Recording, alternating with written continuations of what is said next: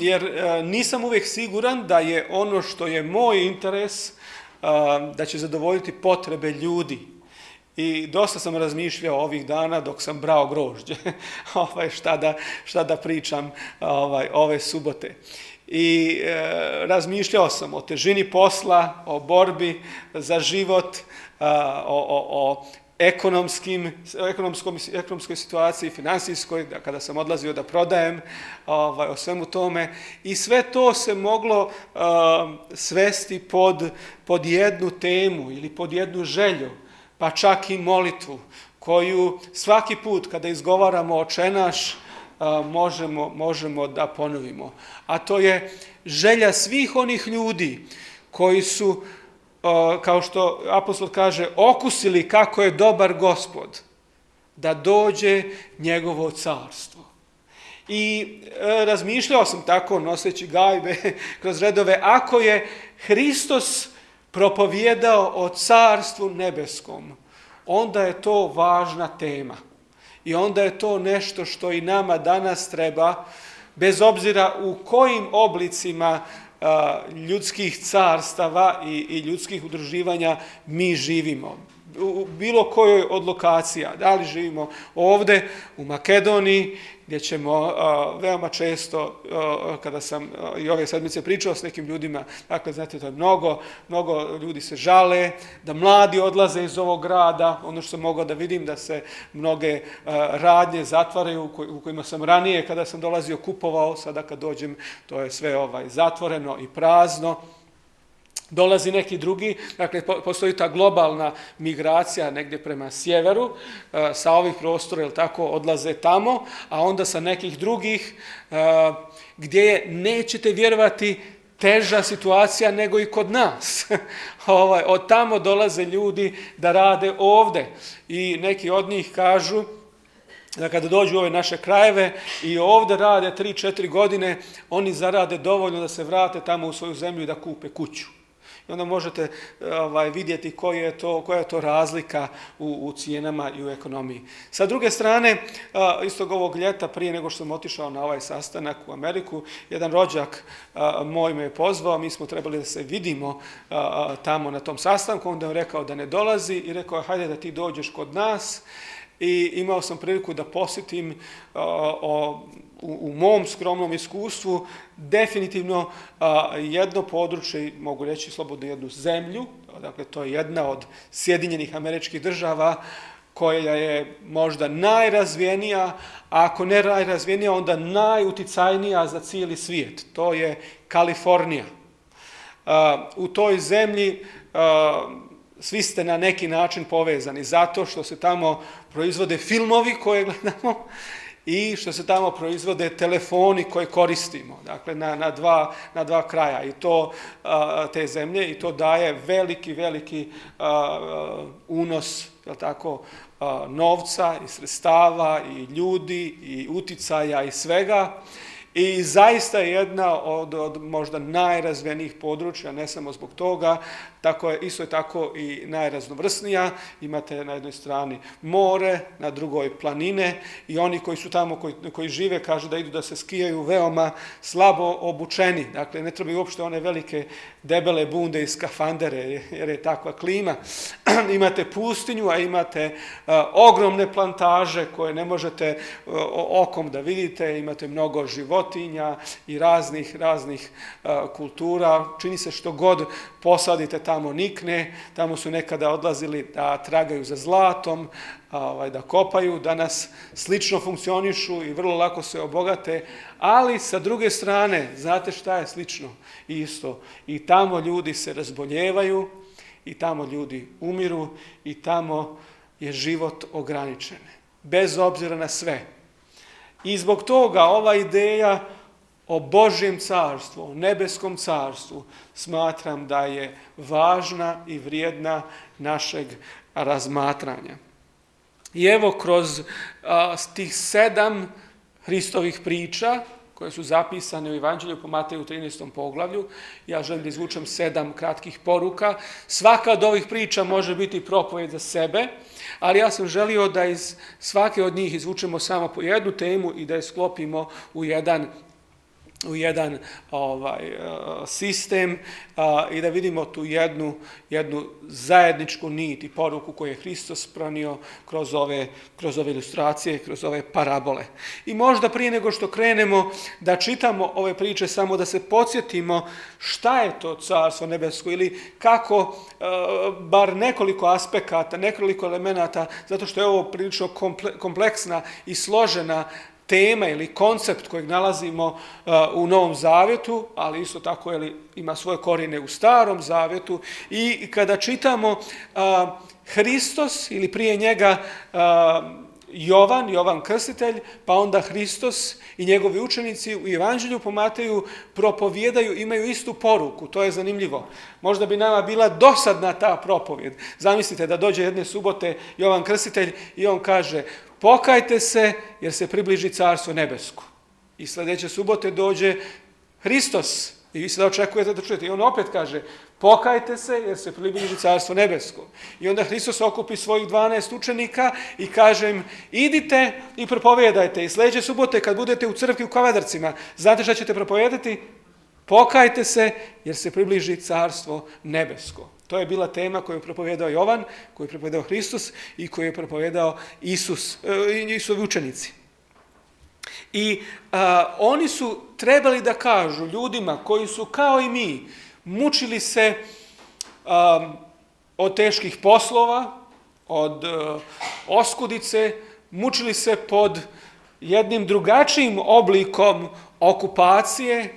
I oni su imali neki svoj Drexelmeier koji je tražio radnike i ubirao porez i crpio resurse. I takvim ljudima Hristos i njegovi učenici su dolazili i rekli: približava se nešto drugo.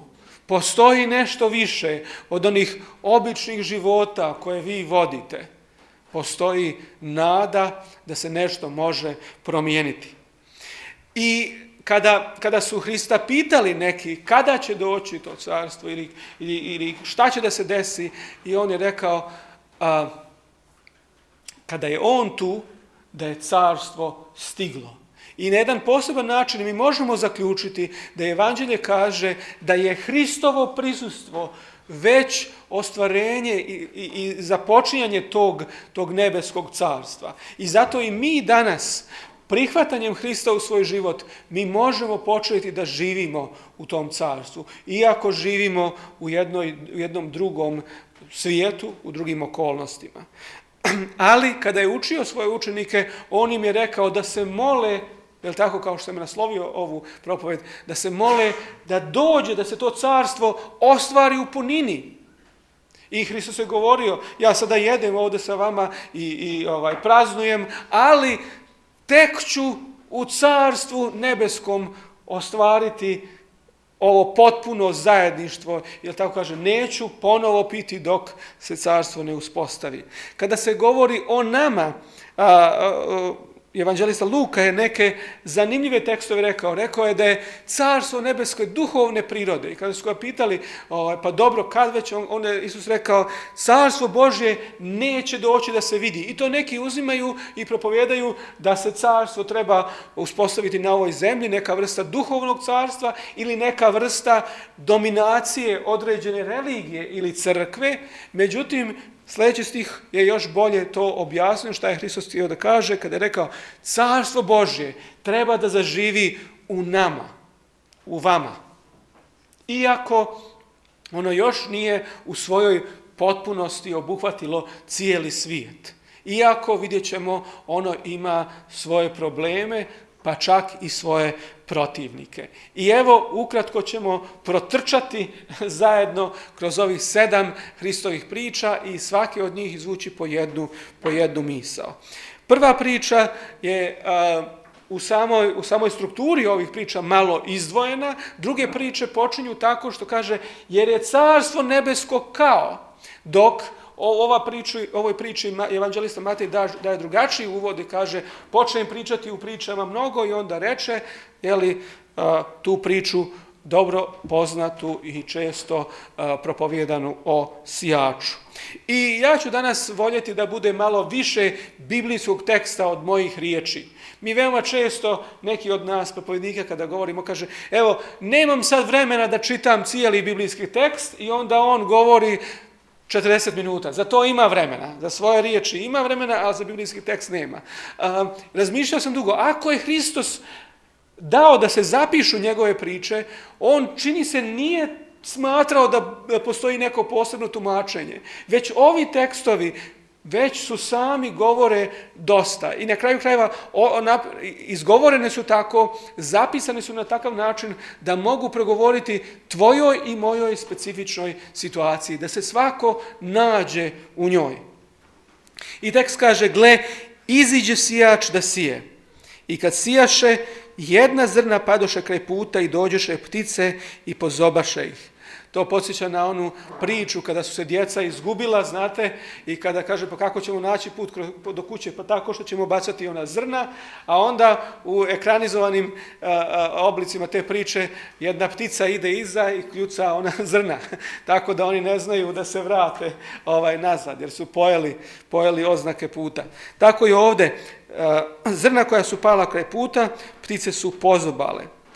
Druga kategorija ili druga vrsta sjemena su pala na kamenita mjesta gdje nije bilo mnogo zemlje i odmah su iznikla, jer nisu bila u dubini zemlje. Ali kad je obasjalo sunce, povenoše i budući da nemahu žila, posahnuše. A druga padoše u trnje i naraste trnje i podavi ih, a druga ili već četvrta padoše na zemlju dobru i donošahu rod, jedno po 100, a jedno po 60, a jedno po 30. I malo kasnije Hristovi učenici će pitati, zanimljivo, za ovu, objasni nam ovu priču, i Hristos je dao svoje objašnjenje i mi vrlo dobro znamo o čemu se radi. I ova priča na jedan specifičan način nam govori kako se to Hristovo carstvo, nebesko carstvo, Bože carstvo daje ili nudi ovom svijetu, svakome od nas.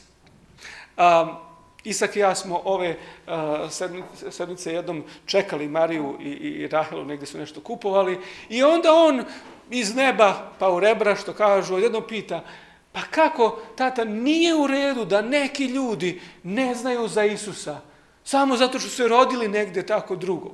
Mi stojimo tamo na ploštadu i on odjednom pita o tome. I ja kažem, ne znam gdje je ovdje, rekao sam mu, u subotu ću odgovoriti na to pitanje. I zaista to je specifično pitanje. Da li je u redu da neko bude suđen za nešto što ne zna? Da neko bude osuđen na propast samo zato što nije imao priliku da čuje. I ovo je meni najomiljeniji tekst iz Novog Zavjeta, Jovan 1.8, koji kaže, vidjelo se svijetli u tami i tama ga ne obuze. Znate da ovo je bilo geslo, ovo je bilo moto, ovo je bila lozinka Valdenžana. Lux lucet in tenebris, ako sam ja to dobro na latinskom izgovorio. Dakle, tamo negdje u planinama Pijemonta, to je danas između Francuske i Italije, u tom dijelu svijeta, bili su ljudi koji su bili progonjeni, koji su morali da pobjegnu. Imao sam priliku da nas vodič vodi u jednu od pećina gdje su se skrivali ti ljudi, i bez obzira što je bio to mračni srednji vijek, što je bila duhovna i intelektualna tama, oni su ponavljali ovaj tekst. Svjetlost božanske istine, svjetlost ovog evanđeoskog sjemena sija u tami. I 8. stih kaže, za Hrista biješe vidjelo istinito koje obasjava svakog čovjeka koji dolazi na svijet. I ste čuli šta ovaj tekst kaže? Hristos koji je rođen tamo negdje u zabačenom dijelu svijeta, gdje danas su sukobi, ratovi, problemi, on koji je živio samo nekoliko javnih godina, ostvario je takav utjecaj na cijeli svijet i na sve generacije, da ovaj biblijski tekst tvrdi da nema čovjeka koji na ovaj ili onaj način neće doći pod uticaj Hristove ličnosti, njegovog djela i njegove riječi. Jer je on bio to istinito vidjelo koje je svijetilo u tami i koje još uvijek svijetli i koje obasjava koga? Svakog čovjeka i ženu, koji dolazi na ovaj svijet. I to je osnovna poruka one priče o sjemenu, da nebeski sijač sije svoje sjeme. Mi jesmo učesnici, mi jesmo pozvani da propovijedamo, da govorimo, da dijelimo nadu, kao što je Rahela čitala, da kažemo šta nam je Gospod učinio. Ali pored nas i osim nas postoji taj nebeski sijač koji sije svoje sjeme. Ono što priča kaže jeste da od svakog od nas zavisi kako ćemo reagovati na to sjeme. Da je Bog nama dao tako veliku silu, snagu, slobodu i utjecaj da mi sami, svako od nas pojedinačno, odlučujemo o svojoj vječnosti. I da u odnosu na tu svjetlost koju nas obasja, stići će druga. Mi ćemo je ili ugasiti, ili ćemo reći treba nam još toj svjetlosti. Želimo na svjetlost, a ne želimo u mrak. Mrak kao duhovna simbolika i metafora. Druga, treća i četvrta priča su kraće i one zajedno odgovaraju na pitanje, kako ćemo reći, kako to carstvo djeluje kada je posijano na određenom tlu ili da ne kažemo u nečijem srcu. I evo pročitat ćemo i njih. Carstvo nebesko je kao čovjek koji posija dobro sjeme u polju svojemu. A kad ljudi pospaše, dođe njegov neprijatelj i posija kukolj po pšenici pa otide.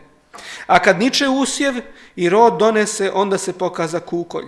Tada dođeše sluge domaćine i rekoše mu, gospodaru, nisi li ti dobro sjeme sijao na svojoj njivi? Otkuda dakle kukolj? A on reče im, neprijatelj čovjek to učini. A sluga rekoše mu, hoćeš li dakle da idemo, da ga počupamo? A on reče, ne. Da ne bi čupajući kukolj počupali zajedno s njim pšenicu, ostavite neka raste oboje zajedno do žetve. I u vrijeme žetve reći ću žeteocima, saberite najprije kukolj i svežite ga u snoplje da ga sažežem, a pšenicu svežite u žitnicu moju.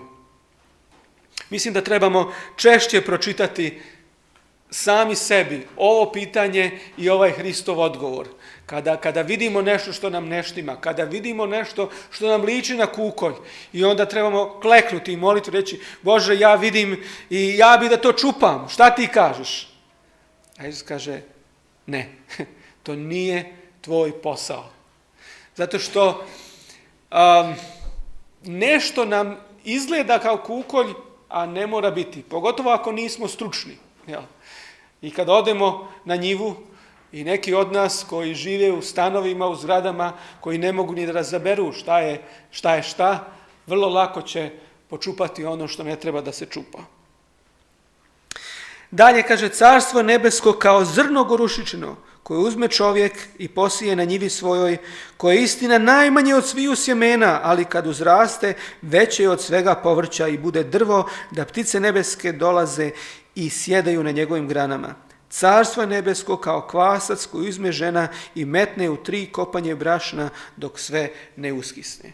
Dakle, rekli smo, ove 3 priče pokušavaju da daju odgovor na to pitanje kako to carstvo djeluje na ovom svijetu, u nama i među nama. I prva možda ideja koju nalazimo u onoj priči gdje se spominje neprijatelj čovjek koji sije loše sjeme, koji sije kukolj. Ljudi danas slabo vjeruju u đavola.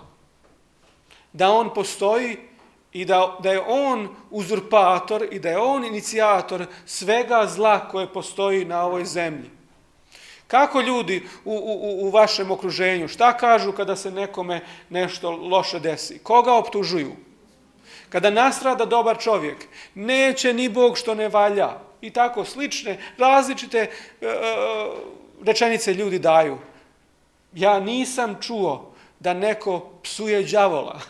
da neko njega okrivljuje.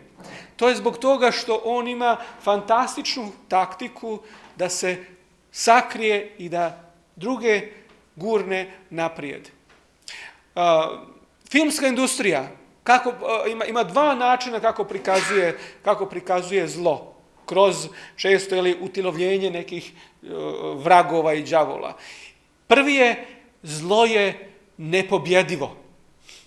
Ono uvijek nadvlada. Čak i kada film se završava, sve je lijepo završilo, zlo je pobjeđeno, oni glavni junaci drže se za ruke, odlaze negdje, u pozadini izlazi neka ruka ponovo iz zemlje i mi možemo očekivati drugi dio Strave, ulici Brijestova ili kakvog već. Znači, zlo vaskrsava svaki put, ne može se pobjedi. Ili sa druge strane, zlo je ne postoji. Nema toga. To je eto tako, desilo se, ljudi su krivi, nema nikakvog nosioca zla iza. I zbog toga ljudi koji, opet rekli smo, mnogo više konzumiraju gledajući nego slušajući, gledajući ekrane nego slušajući Božju riječ, onda i formiraju takve poglede na svijet i takvo shvatanje i ovom neprijatelju koji sije kukolj po Božoj njivi. Druga ideja iz ove druge priče, ili to je već treća po redu, jeste da je potrebno da se dogodi određena promjena. Sjeme koje je posijano donosi promjenu, donosi razliku. Ja sam uzeo ovaj tekst kao primjer kada Isus izliječio jednog od onih opsjednutih ili bijesnih i dođoše ka Isusu i vidješ bijesnoga u kome je bio legion gdje sjedio obučen i pametan i uplašiše se. Promjena koja se dešava u ljudima. Pijanci koji su prestali da piju. Narkomani koji su pobjedili poziv ili privlačnost droge. I svi oni drugi. I veoma često mi nećemo opisati ljude kao opsjednute ili kao đavo imane, ali budite sigurni gdje god ima zla i njega u jednoj neprijateljskoj formi, u onom najlošijem obliku, tu je prisutan i ovaj neprijatelj koji sije kukolj po Božoj njivi. I zato istinski dokaz da je sjeme pravo posijano je promjena koja se dešava. I prije nego što možda budete suviše kritični prema sami sebi ili kažete ali ja ne vidim nikakvu promjenu, i sljedeća ili već koja je to treća, četvrta priča o kvasu odgovara na to. Ta promjena traži vrijeme. Kako sam ja, drage sestre i draga braćo, bio glup još prošle godine. Kad ja sada pogledam sa ove, kažem, kakve glupe odluke sam ja donosio i korake pravio. Pa danas nikad to ne bih uradio, ali tad jesam. A znate zašto? Zato što je za neke stvari potrebno vrijeme. Da budemo uz Boga, održavamo odnos i dopustimo mu da nas uči i da se mi učimo od njega. I kao i djeca, zašto je uopšte u Svetom pismu poređen duhovni rast sa novorođenjem i sa djecom? Zato što danas smo takvi, sada lupaju gore, pomjeraju stolice ili bilo šta god da se dešava, zato što su djeca. Od odraslih to ne očekujemo. A djeci gledamo kroz prste. Zato što su djeca. Tako i sa nama. Mi rastemo, ali za taj rast je potrebno vrijeme. I ako i padate, ako se i ponavljaju loše stvari u vašem životu, nemojte da očajavate. Ostanite uz Hrista. To mi se uvijek vraća ta misao, jedan profesor, možda ste ga slušali, Miroslav Kiš, on nam je predavao i onda je citirao tekst iz priče Solomonovih koji kaže: pravednik ako i 7 puta padne, ustaje. I onda je on dao komentar, kaže: pravednik je savršeni grešnik. Ili grešnik koji savršeno griješi. Ali postoji nada i postoji mogućnost za promjenu. Ostanite uz Hrista i promjena će doći. Sjećam se jednog mladića koji je imao ozbiljne izazove u svom životu i proučavali smo i dogovorili datum krštenja. I onda je on nekoliko dana prije toga je nazvao me, a njegova majka nije bila vjernik naše zajednice. Ja sam pomislio, možda ona ima neke primjedbe i možda ona smatra da on ne bi trebao da napravi taj korak. I onda on meni kaže, pa nije ona. Ja kažem, šta je? Pa kaže, ali ja još uvijek imam neke probleme. I ja kažem, dobro, da li ćeš ih bez Hrista pobijediti sam ili je bolje da kreneš sa Hristom i da ti on pomogne i da ti pobjediš. I onda je on odlučio da se krsti. Ostanite uz Hrista i promjena će doći. 5. i 6. priča također po ovom mišljenju daje odgovor na jedno pitanje, vidjet ćemo koje, i to je priča o blagu u polju i o skrivenom biseru. I evo pročitat ćemo ih obe. Još je carstvo nebesko kao blago sakriveno u polju, koje našavši čovjek sakri i od radosti zato otide i sve što ima prodade i kupi polje ono. Još je carstvo nebesko kao čovjek trgovac koji traži dobra bisera, pa kad nađe jedno mnogocjeno zrno bisera, otide i prodade sve što imaše i kupi ga. Dakle, kupi to polje. Kako se carstvo stiče? Ove dvije priče odgovaraju na ovo pitanje. Prva priča kaže, kada je taj čovjek našao to, on se obradovao. Ako ne postoji radost u mom i tvom hrišćanskom iskustvu, nešto nije kako treba. Mi nismo postavili stvari kako treba ili nismo shvatili. I ovaj tekst koji govori o esotologiji, o kraju, ali on nas poziva i danas, tebe i mene, kaže, uđi u radost gospodara svojega. Naša radost je dio Hristove radosti. To je radost koja se nalazi u Carstvu nebeskom. I ona se stiče tako ponovo što mi slušamo odraze i glasove iz tog carstva. Ako slušamo samo vijesti iz ovog carstva, nikada neće biti radosti. Jer ćemo mi pitati kako će se Putin i Trump dogovoriti i od toga zavisi naš život ovdje na zemlji. Ali Biblija kaže, Djela apostolska 17. poglavlje, da Hristovi sledbenici su propovijedali jednu zanimljivu poruku. Ima drugi car. Ima drugi car, Isus. Kada su došli u Solun, to je bila i primjedba na njih. Kaže, ovi su došli ovdje koji su zamutili sav svijet i znate šta oni govore? Da ima neki drugi car. I to je poruka evanđelja. I nad svim ovim koji se danas predstavljaju kao carevi, kao oni koji odlučuju o ratu i miru, o životu i smrti, postoji autoritet veći od najvećih. To je Isus. On ima svoje carstvo, a to carstvo je carstvo radosti. I on danas poziva tebe i mene, uđi u moju radost. Uđi u moje carstvo. Živi jedan drugi život. Ne dopusti da te ovo carstvo, ova carstva zemaljska odnesu u potpunosti i zagospodare tobom.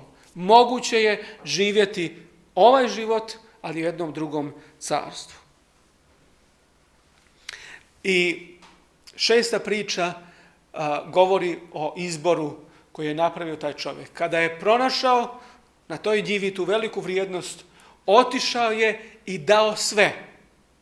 Jer ono što je on otkrio, smatrao je najvećim i najvažnijim na svijetu.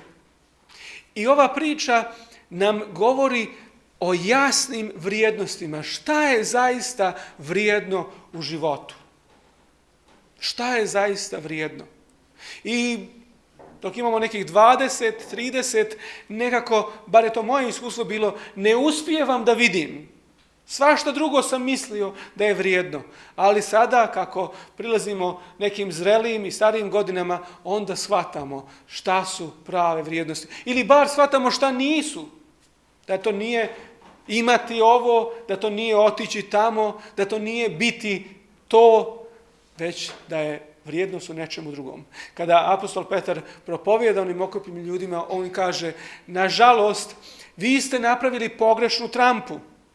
Hristos je bio među vama, a vi ste, onda kaže ozbiljne riječi, sveca i pravednika se odrekli. Ubili ste onoga koji ima život u sebi. Prihvatajući Hrista, mi prihvatamo onog koji ima pravi život. I tako ulazimo u to carstvo. Ali, kao što ove priče kažu, za to davanje, za to primanje nešto treba da se ostavi. Ja ne znam šta je to u vašem životu. Ja ne znam šta je to u vašem iskustvu. Ako dopustite, Duh Sveti će vam reći tačno šta je ono što treba da se ostavi da bi ovo carstvo moglo u potpunosti da zaživi u vašem iskustvu. I zato dobro slušajte. Sa druge strane, desit će se, ne daj Bože, i tebi i meni, da napustimo onoga koji je izvor života. Apostol Petar rekao, vi ste ubili načelnika života, ali čak i ako se to desili, znate nastavak te propovjedi, nije kraj. Sa Hristom ima nade dok god smo živi.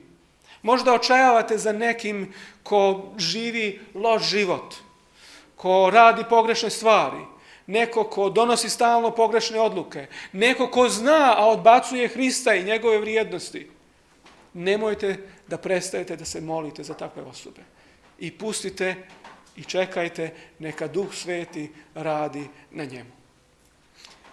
Ali postoji 7. priča. I 7. priča je također pozitivna, ali u isto vrijeme i ozbiljna. Jer nam ona kaže da mi nemamo na raspolaganju u ovom životu vječnost, da mi ne možemo odgađati odluku do beskraja, već da postoji trenutak kada moramo izabrati. Jer 7. priča je priča o mreži. I ona kaže, još je carstvo nebesko kao mreža koja se baci u more i zagrabi od svake ruke ribe. Zanimljivo je da u grčkom tekstu ne postoje ribe, nego kaže da ta mreža zahvati svašta. Zašto? Zato što su postojale 2 vrste mreže. Postojala je jedna vrsta mreže koju ribar drži sam i stoji na čamcu i onda baci, ona je određenog oblika i veličine i onda oni tegovi padnu i on povuče i dovede mrežu do čamca. A postojala je i drugačija vrsta mreže. Mreža mnogo veća koja je išla između 2 čamca i onda ta mreža je kupila sve. Sve što se nađe na putu. Svakakvu vrstu ribe, ali isto tako i bačenu cipelu i nekakav otpad i travu i svašta nešto. I šta se dešava? Kada se zahvati od svega, da sad slijedimo grčki tekst, ne samo od svake vrste ribe, ona se napuni, izvukoše je na kraj i sjedavši izabraše dobre u sudove, a zle baciše napolje. Tako će biti na posljedku vijeka. Izaći će anđeli i odlučit će zle od pravednih. I bacit će ih u peć ognjenu, onda će biti plač i škrgut zuba. 2 misli. Prvo, u evanđeljima plač i škrgut zuba nije izraz gnjeva, niti izraz nekog neprijateljstva, već je to izraz razočarenja. Da su ljudi izabrali pogrešno. Da ljudi shvataju, ali suviše kasno, svoj kraj. I zato je tamo, čitajte, na nekoliko mjesta Hristos koristi ovu formulaciju, zato se tamo u tami čuje plač i škrgut zuba, zato što ljudi shvataju da su promašili.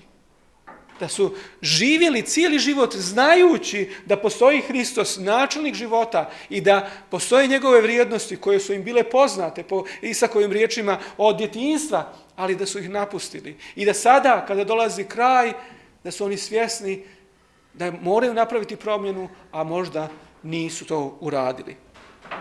I sa druge strane, da postoji odlučivanje, da će neko probrati šta je dobro, a šta nije dobro. Božji sud nije jednostavna tema za sve ljude. Oni ne znaju kako to Bog pun ljubavi će neke ljude odstraniti. I nedavno sam dobio jednu misao koju ću podijeliti sa vama. Bog svakome pokazuje ljubav. I nas mijenja to. Tekst iz Rimljane poslanice. Ne znaš li da te dobrota Bože na pokajanje vodi? To je ključni motiv. Mi se ne mijenjamo zato što želimo da uđemo u carstvo, niti zato što se plašimo ovog škrguta zuba. Mi vidimo ko je Hristos, mi vidimo ljepotu, mi vidimo šta je on uradio za nas i mi zato želimo da se promijenimo i zato želimo s njim. Ali ima osoba, ima ljudi koji ne reaguju ili koji odbacuju Božju ljubav. I u prvom planu Bog ih mora odvojiti od drugih ljudi da ne bi već danas u ovom životu on nas poziva. Blago čovjeku koji ne ide na vijeće bezbožničko. Kada vidiš da određeni ljudi odbacuju sve dobre vrijednosti, najmudrije je da se skloniš. Jer neće biti dobro. Ja sada vidim koliko je bilo pametnije da sam u mladosti od nekih ljudi se uklonio. Oni nesvjesno vrše uticaj na vas. I ja i danas se sjećam nekih gluposti, loših riječi, psovki koje mi stoje u glavi zato što sam bio sa njima. A znao sam, Biblija je rekla, nemoj, odmakni se od takvih, a nisam. Ali ako ti ljudi za svog života ne usvoje Božje vrijednosti, ako do kraja odbacuju Božju ljubav, Bog će ih morati otkloniti da ne bi uticali na ove druge ljude. Bog će morati da zaštiti one koji žele da budu zaštićeni. I veoma često u propovjedi mi kažemo, za njih bi nebo bilo pakao. I zato će, kao ovdje kaže, odlučiti zle od pravednih. I ova priča posljednja govori kako nebesko carstvo trijumfuje. Ne još. Mi smo ušli u to carstvo, ali ono nije pokazalo svoju ljepotu, svoju silu, svoju snagu. To čekamo. I sam Isus je rekao, a kad dođe Sin čovječiji u slavi svojoj i svi sveti anđeli s njime, onda će sjesti na prijestolu slave svoje, neko se jutros molio, Gospode ti koji si na prijestolu slave svoje, i sabraće se pred njim svi narodi i razlučit će ih između sebe kao pastir što razlučuje ovce od jaraca. Ova priča govori da je Isus gospodar svog carstva. I ona je ozbiljna, ali opet utješna. To ne znači da vas neko može da ne pusti tamo, da vam neko zabrani. Hristos pušta u svoje carstvo. I ono što treba da uradimo da bi bili onda i tada s njim, je se da danas provodimo vrijeme zajedno sa Hristom. Jer ovaj isti tekst kaže da je ključ odlučivanja u ovom razlučivanju ovaca od jaraca šta? Poznanstvo. Poznanstvo sa Hristom. Ljudi će doći i reći, ja imam odličan CV, odličnu biografiju, mogu da ti pokažem šta sam sve radio, imam velike zasluge na religioznom planu, službe od crkvi. Kaže, možda, ja ne kažem da to nije tako, ali problem je što se ti i ja ne poznajemo, a ovdje ulaze samo moji prijatelji. Šta je Isus rekao kada je umro Lazar? Lazar, naš prijatelj, zaspa, nego idem da ga probudim. I u vašem gradu postoji mnogi grobovi ispod kojih leže Hristovi prijatelji. Neke mi poznajemo, neke ne poznajemo. Ali to nije ključna stvar da mi njih znamo. Ključno je da ih Hristos zna. I ključno je da Hristos nas zna. A upoznaće nas ako mi budemo odvajali vrijeme da se družimo sa njim.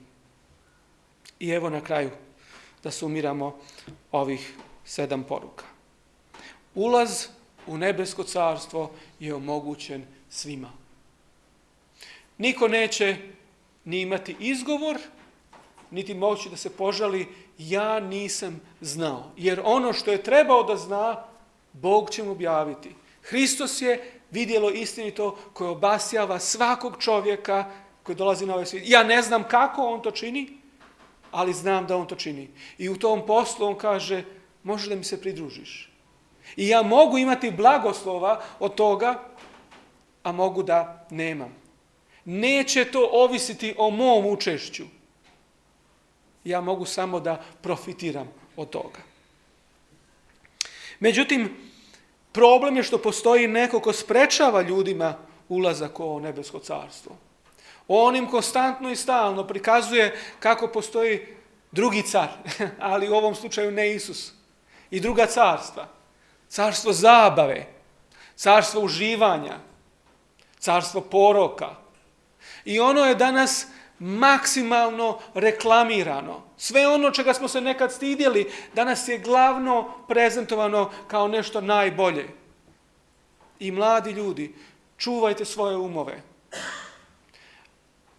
Mi smo sjedili i Isak na telefonu i ja čujem nekakvu bezveznu muziku i ja kažem, šta ti to gledaš? Pa kaže, ne mogu ja da kontrolišem šta će mi ovdje izaći. I u pravu je. Mi ne možemo da kontrolišemo, ali zato moramo da napravimo disciplinu. Da li da to pustimo ili ne. Kaže se Martin Luther rekao da ne možemo zabraniti nečemu lošem da nam preleti preko glave, ali možemo da zabranimo da nam napravi gnijezdo tu. I zato je isto važno za ovo loše sjeme koje neprijatelj sije po Božoj njivi. Oni koji prihvate vrijednosti nebeskog carstva doživljavaju vidljivu promjenu.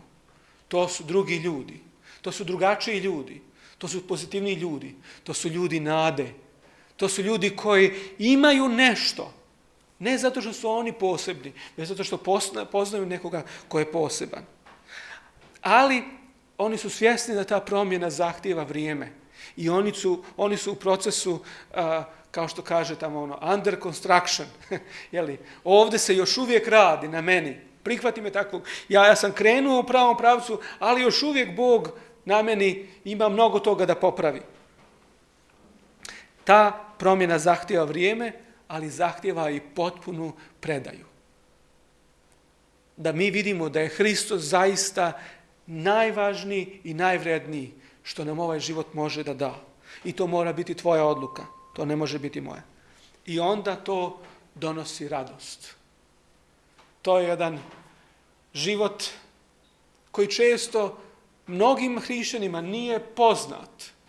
Oni su suviše racionalni i suviše skeptični da je tako nešto poznato. Ko zna, da, ali ti želi me, nedavno je jednom pastoru, on je nešto rekao, lako je, kaže, pametovati iz fotelje. I on kaže, pa nisam ja samo u fotelji, imam ja neke i probleme, ali ovo, nije to naše obećanje, ova radost, to je Hristovo obećanje.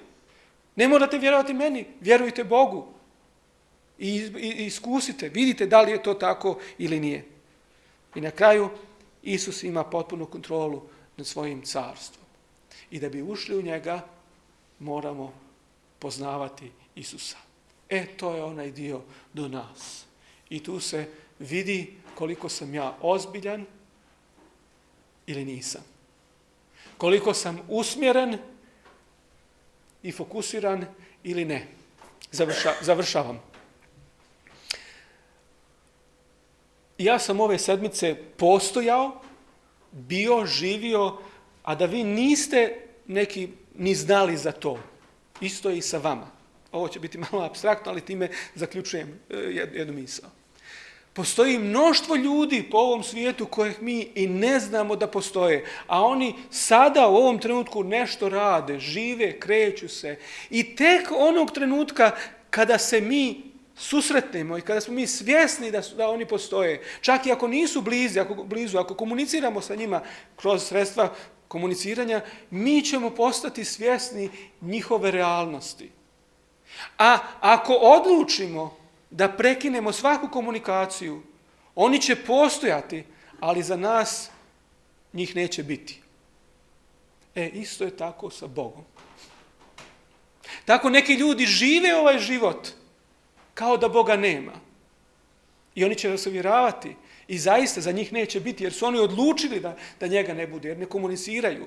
Iako on na mnoge načine pokušava da uđe u njihovu realnost, I fragmenti, odrazi njegovog carstva su svuda prisutni, ali oni zatvaraju oči. Često kao ilustraciju za to navodim primjer jednog pastora koji je rekao u decembru mjesecu sljedeću godinu ću provesti kao da Bog ne postoji. I živio je 12 mjeseci, 365 dana te godine da bi na kraju rekao Boga nema. Bog nam je dao silu i slobodu da mi odlučimo da li on postoji ili ne. To ne znači da objektivno Bog prestaje da postoji, već to je naš odnos i zato danas ti i ja treba da izaberemo vrijeme sa Bogom. I da se usmjerimo u tom pravcu. Jer ono gdje smo mi fokusirani, to postaje naša stvarnost. Ako su naša stvarnost realnosti ovozemaljskog carstva, nebesko carstvo će biti maglovito i sve manje stvarno i privlačno. A ako svakoga dana ulazimo u nebesko carstvo, ono će nam izgledati draže, primamljivije i mi ćemo sve češće i češće, više i više ponavljati ovu molitvu. Gospode, da dođe carstvo Tvoje i bude volja Tvoja kao na nebu, tako i na zemlji. Jer jednoga dana to nevidljivo Božje carstvo će progutati ovu stvarnost i postaće Bog, kao u Kološanima što piše, sve u svemu. To Božje carstvo će postati i ovdje na ovoj zemlji koja je još uvijek dolina tuge, plača, smrti i groblja.